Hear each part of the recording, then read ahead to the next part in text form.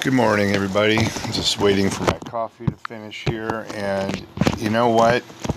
It's time to talk about this one again. I can't scroll it to the middle, but this is a verse here that gets used quite often when defending Paul. And of course, it comes from Paul. Isn't that convenient? It says in 2 Timothy 3:16. I think it's interesting that it's 3:16, by the way. Very curious. All scripture is given by inspiration of God and is profitable for doctrine. Now, notice there that the word is an additional word. It's in italics. It's an added word. Let's read it without the added word. All scripture given by inspiration of God and profitable for doctrine. So, quite a different outcome when you read it without the two additional is words. I'm sorry. It's hard to... The preposition is it a preposition? Doesn't matter. It's too early. I haven't had my coffee yet. Is added, and it completely changes the meaning. Just the first sentence here. All scripture is given by inspiration of God. Well, that means every word in the Bible is given by God. Okay, but it doesn't say that. It says all scripture given by inspiration of God is and profitable for doctrine, for reproof, correction, and instruction in righteousness. Okay, so this is basically used as a blanket statement that every single word in the Bible is true, even the additional words, like this one here, which makes that statement correct if you use the added words. If you take the added words out, it changes the entire meaning. So with the word is added, it makes the Bible infallible. With the word is taken out, it makes the Bible possibly have some alterations done to it. And there's plenty of them. And it doesn't change the message of being saved. It changes little details that may or may not affect your life and may affect the way you think about things. So now, it said in Revelation not to change any words in this book, but is that talking about the book of Revelation only? I think so. I think that this Bible has been in the hands of pretty bad people for a long time. And well, anyway, we're going to get into a couple things here. I mentioned about the marriage thing yesterday, or 2 days ago actually now, but it's a real problem, and I'm looking further into it. And boy, I'm not even all the way finished with this, but it's clear. So I found in Matthew 5. It has been said, whoever shall put away his wife, let him give her a writing of divorcement. So it's been said that. And whoever shall put away his wife, saving for the cause of fornication, causes her to commit adultery. Well, right there, that doesn't even make any sense. So putting away your wife, which is the passive form of the word for divorce in Greek, that doesn't cause her to commit adultery. If you divorce your wife, you're not causing her to commit adultery. So right there, this is an example when Jesus' words don't make sense. There's something wrong. And these stand out to me immediately. It says, let us read it again here. But I say unto you that whoever shall put away his wife, that means has divorced his wife, saving for the cause of fornication, causes her to commit adultery. Well, you haven't made her commit adultery at all. And then now here's this colon here. Anytime they put that colon there, that's something to pay attention to. A lot of times it's an addition to the text, and in this case it is. And whosoever shall marry her that is divorced commits adultery. That's an addition to the text, and I'm trying to find copy I can publish on YouTube here. It is not found in the Syriac Sinaiticus and the Greek Sinaiticus. It's also called the Codex. These are the oldest known Gospels found. They were found in the 1840s in Syria, and that's why they're called Syriac. And one dates to about 150 AD and the other one around 350 AD. And in those copies of Matthew, that phrase, and whosoever shall marry her that is divorced shall commits adultery, is not present at all. It's not in the text. These are the oldest copies of Matthew, the oldest translations that we have. Matthew 19:9 continues. So it starts with verse 8 here. He says unto him, Moses, because of the hardness of your heart, suffered you to put away your wives, but from the beginning it was not so. Okay, so he's saying Moses allowed you to put away your wives for certain reasons. So that's something right there that we're going to stick with the Catholic thing, because this is what the law is based on for divorce and whatnot. And I say unto you, whoever shall put away his wife except for fornication, and shall marry another, commits adultery. Stop right there. There's that colon and that added phrase there. Whoso marry her was put away do commit adultery. That's not found in the Syriac text. So we're going to skip that last sentence from here on out. I'm going to try to prove it at the end of the video here with a screenshot of something I can show. Whosoever puts away his wife except for it be for fornication, and shall marry another, commits adultery. So if you don't put away your wife, So if you put away your wife for her committing fornication, committing adultery on you, it's okay to divorce her. Put away means divorce. Okay, so if you divorce, Jesus is saying, if you divorce your wife for any reason other than her cheating on you, you're committing adultery if you remarry somebody. And it says, and whoso marrieth her, which is put away, do commit adultery. But that's just not the case. So if she cheats on you, you're free to divorce her. And once you're divorced, you're both free to do whatever you want. Now, I think there's a reason they've corrupted this. There's several of them. Another one is it makes it real easy for a woman to cheat on her husband and get out of it, and both are free. It doesn't say it's the other way around, but you would assume it would be. But in this case, it's the man that causes the divorce, not the woman. So there's a couple of reasons why this is so corrupted, but you can see here that it doesn't make any sense when Jesus says that it's okay to marry. Basically, the opposite is Jesus saying it's okay to marry someone else if she's a fornicator, if she committed adultery on you.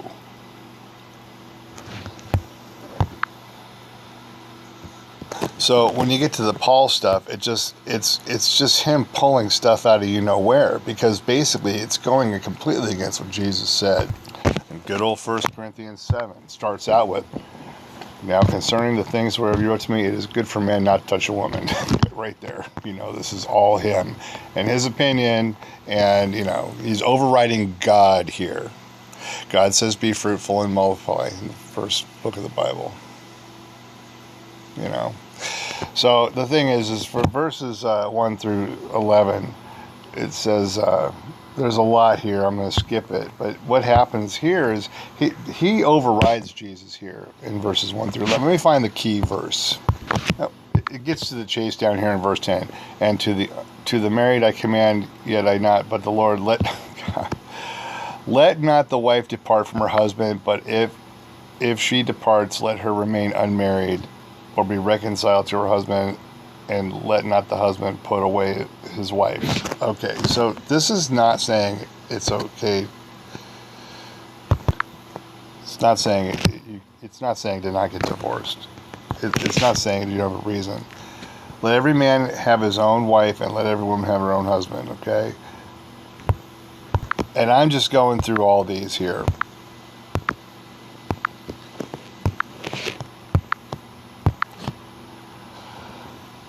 And I don't see where this overrides. I don't see where he's even saying that you can't get divorced here. Okay, because down here in verse 15, this is being interpreted that Paul is saying you can't get divorced for any reason. You can't remarry. That's what he's saying. Okay, that's what's being interpreted. But right here it says, for the unbelieving husband is sanctified by the wife, and the unbelieving wife is sanctified by the husband. Else were you children unclean, but now they are holy. So if you are saved and your wife is not, you sanctify her. This is where, Paul says this. Jesus never says this, by the way. But if the unbelieving depart, let him depart. A brother or a sister is not under bondage in such cases, but God had called us to peace. So if your unbelieving wife or husband wants to leave, let them leave. See, Paul is all over the place with this. Not only does he contradict Jesus, supposedly, I can't point it out here. I don't see where people get that, you're not allowed to remarry out of 1 Corinthians 7, 1 through 11. I do not see that at all. This is just a bunch of nonsense.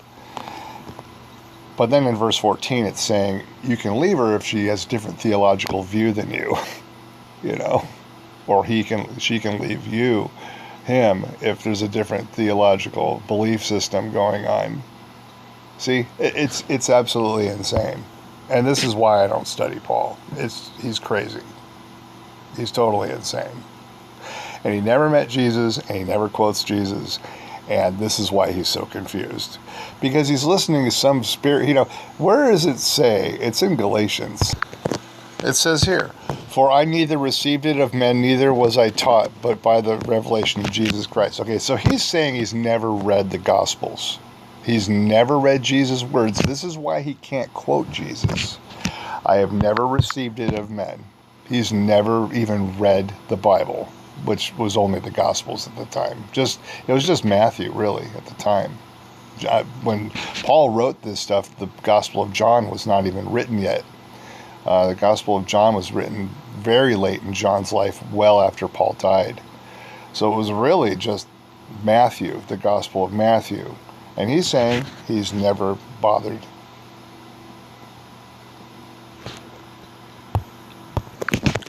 Now, somebody had left a message, and I wrote, the divorce documents discussed in Deuteronomy 24, 1-2, or so one can remarry. So that's just part of the Catholic Church.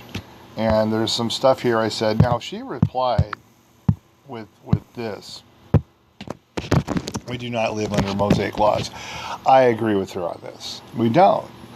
But, Jesus does refer to divorce as being legitimate for certain reasons. So even Jesus is saying, in order for society to function, basically, you've got to have some of this stuff, governmental involvement in certain things. The divorce and marriage process is something of a ceremony that is a legal binding contract, and there's lots of talk about legal binding contracts in the New Testament, and this is one of them. So it's not just written off as a Mosaic law. And basically, she goes on to quote Greek scholars and stuff. She doesn't do any studying of her own. She studies other people's studies. And this Leslie McFall, she only goes back to Erasmus 1500s, changing one of the letters.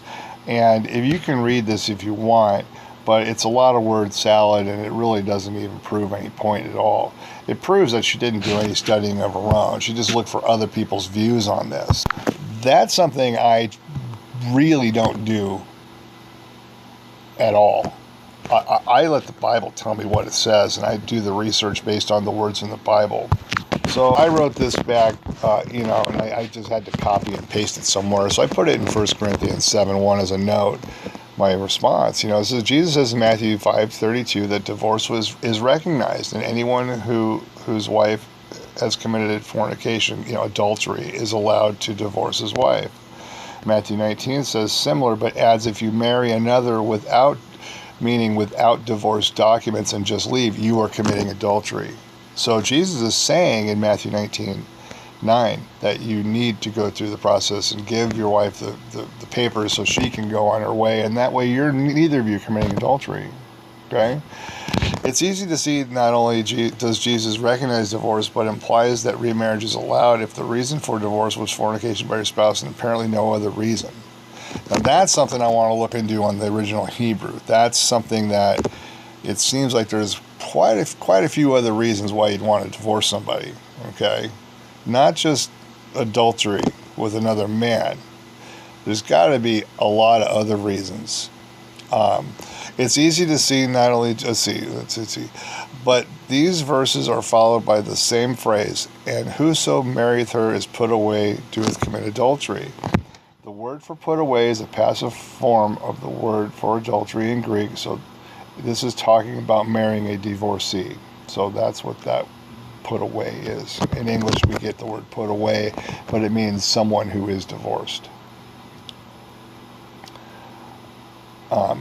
But this last phrase in each verse is an addition to the text. This is text correction number 1, and that would be the and whoso married her with is put away doeth commit adultery. The Syriac Sinaiticus and other Greek Sinaiticus found in the 1840s are the oldest known copies of the Gospels, dating back to it's supposed to be 150 and 350 AD. The last phrase, and whoso marries commits adultery, paraphrase there, is not present in these oldest Gospels. The text corruption number 2 is found in original Hebrew Matthew, which I don't have a copy at the moment, but a subtle mistranslation also present that changes the outcome to be more strict on reason for divorce. Regardless, Jesus has stated that divorce is allowed and remarriage under certain conditions is not adultery. Now, we went over the 1 Corinthians thing already. 1 Corinthians 7:15 says if your spouse is an unbeliever, you can leave. So he's all over the place. So Paul is all over the place on this. He is opposite of what Jesus says in verse 1. He is opposite of what Paul himself says in verses 1:11, but then allows you to leave your wife if there's a theological difference in verse 15, 16. I'm sticking with Jesus' words on this one, and the Syriac and Greek Sinaiticus show that addition to the text in each verse is a corruption. So, Paul here is saying, I've never taken anything a man said and be taught by that. And then he goes on to say, neither did he even go to Jerusalem where the apostles were, but he went to Arabia and he went to Syria instead. Or is that, it's Syria. So he was just hanging out with a bunch of heathen the whole time and having God talk to him. How do we know it's God? Why would God talk to him and tell him opposite things Jesus taught? This is basic common sense here. And, we've already covered Paul's transformation story. And, he was a murderer, and then all of a sudden he meets somebody who's in the desert. Jesus says, nobody's going to meet me in the desert. It's just, it doesn't stop with this guy. And this divorce thing is now being taught by certain people that you're an adulterer if you get divorced and remarry, which is just horrible. It's just a horrible, horrible thing to teach people. And Jesus never said it like that. And it's not confusing in Jesus. Even with this corrupted version of it, it's still, just get rid of the last sentence there, which is an addition. It has been said, whoever shall put away his wife, let him give her a writing of divorcement. Jesus is acknowledging that's what it's been said. May or may not be true. Let's find out. But I say unto you that whoever puts away his wife, saving for the cause of fornication. Let's skip that. Whoever puts away his wife causes her to commit adultery. That doesn't even make sense, 1. But 2, he's saying the cause of fornication, which is actually adultery. That is a legitimate, valid reason to divorce your wife. And then the last sentence, whoever shall marry her that is divorced commits adultery. That's an addition to the text, and that is part of this Jesuit Freemason corruption. It's an agenda to keep people unsuccessful, lose their houses, these sorts of things. Kids raised without fathers. It's us against them, and this is to keep people down. This is mind control 2,000 years ago. That's what that is, whenever they added it. So there it is. It's after 350 apparently. All right, so I found an old publication from the 1800s on Google Books, and it had Matthew 19 verse 9, but it didn't have Matthew 5 verse 32. So I'm going to see here, and I wish I had a way to do this. I'll put it at the top. It says, he says unto them, Moses, because of the hardness of your heart, suffered you to put away your wives, but from the beginning it was not so. Okay, so that's just a blanket statement. So it's so now.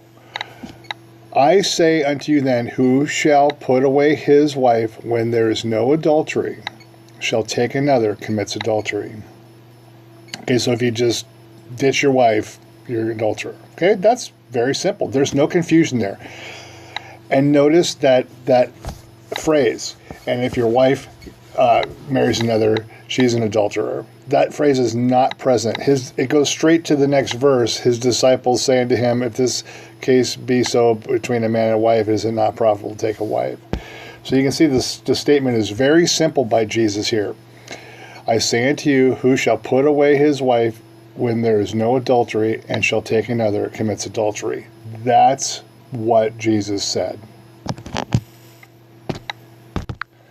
And the statement, and whoso marrieth her which is put away do commits adultery. See? So basically it's saying that you have to file a proper divorce so you can both go your separate ways. That's what Jesus is, that's the implication here. It's not that you can never get divorced. It's not that you're an adulterer if you get divorced and get remarried. There's certain reasons. So if you just get tired of each other, that's probably not a good enough reason. So do you want to become an adulterer to get out of it? That's your choice. I don't know. Again, this is just a very simple thing to see here, that it doesn't make sense the way it's written. So there's a problem. So when you do a little bit of research, you can find out what the problem is. And you can see here it's clear. You know, I say unto you, who shall put away his wife when there is no adultery, and take another, commits adultery. See, that means if you divorce your wife for no reason, you're an adulterer. And that actually makes sense. There's got to be a good reason. Is it just adultery? I would think probably not. I think there's probably some more. But this is what we're given. You know, if your wife turns into a mass murderer, would you want to still be with her? I mean, come on. There's 100 reasons why you'd want to leave your wife for something she did. Not because you're just tired of the situation. So anyway, I think I've proven that without a doubt. I wish it had the Matthew 5:32, but for some reason this Google Books, this is a screenshot of it. So we all know I can't go online in real time. So that's the deal. Back to this argument here of, you know, we do not live under the Mosaic laws of Deuteronomy 24. Okay, got it. We live under the law of Christ. Okay. And he said that divorce and remarriage is adultery as long as the first spouse is still alive. Well, no, I just proved to you what he said. This is a misteaching. Now, she's going to go on to where she got this from here. Even Greek scholars know that the exception clause isn't for adultery in Matthew 5:32 and Matthew 19:9. Okay, well, you know, you haven't proved anything by saying that. Even Greek scholars know. Well, you know, it's like a fallacy there. The audience was Jewish who had betrothals, which were legally binding and could only be ended by the virgin fornicating with another man. So that doesn't make any sense. Okay, your wife's not a virgin. Bottom line is, this is not even applicable to this. This is where the Paulists just get caught up in this rhetoric. After a marriage is consummated, there's no way to end it except by death of one's spouse. So she's saying that if your virgin wife, before you get married, the woman you're going to marry, fornicates on you before the marriage, then it's okay. Well, then why is it called the divorce? This doesn't make any sense at all. Okay? After a marriage is consummated, there's no way to end it except by death of one of the spouses. Well, that's not what Jesus says. He doesn't say that, and I just proved it. And then she goes on to stuff about Mark 10, 6 to 12, and Luke 16, 14 to 8. I'm not going to get into that. There has been research done by Dr. Leslie McFall on the exception clause was made by Erasmus in the 1500s by changing one of the letters. And that's not even the argument here. The argument here is that the Romans 7 and 1 Corinthians 7 are basically wrong. Paul is wrong because Jesus said the opposite. So I find it interesting that, even in Romans 7 here, Paul is saying that if she's married to another, she's been called an adulteress. But if her husband is dead, it's different. So he adds this one that if your husband dies, it's okay. So he's all over the place with this. And the Syriac Sinaiticus that we just showed was around 150 AD. That one was around 150 AD. The other one's around 350 AD. And it's well after Paul. So this was an agenda that was inserted early on, and it finally made its way into the Bible through translations and additional words. And this is what we're faced with. Anytime you see these questionable things, you can look into them and find them. It's really hard. I know it's hard, but it's there. So basically, it's like this. Here we go. This is Paul saying this. So then, if while her husband lives, she be married to another man, she be called an adulteress. Notice there's a colon there. Okay. But if her husband be dead, she is free from that law. So basically, so in this situation, you could have it two ways or more. You get divorced, but you're not allowed to be with anybody else. But then the husband dies, and now she's allowed to be with somebody else. Well, isn't that convenient? All I got to do is kill the husband. See? The other way is that if the husband dies in battle or something, she's free to marry, and she's not called an adulteress. But if you get divorced because she is an adulterer, then you're both adulterers. It doesn't even make any logical sense at all. And Jesus was very clear about it. The truth is always very simple, and Paul is utter confusion. Just you can see in that reply the confusion. She hasn't even studied for herself. She's just quoting people that are saying things that have no basis. So I'm going to end it there. I'm glad I was able to find that Syriac Sinaiticus phrase for Matthew 19:9 because there's clearly an addition. It's very straightforward. There's no confusion in Jesus' language. And I'm going to leave it there. God bless everybody. Probably not going to publish it. I just wanted to get this documented because it's really annoying to me when I find these things and people are so indoctrinated, there's really nothing you can do. And I'm not going to even confront her on it at all. I'm just, I'm not going to try to even explain it any further because it's just pointless. People that believe in Paul love what they hear, even the bad stuff. And I just follow Jesus, and there's no confusion at all. And that's why I don't want to go to church, because all they're going to do is preach Paul. God bless everybody. Have a great day. Jesus is the truth. He's the only truth. Everything else is a little muddy and murky. Bye-bye.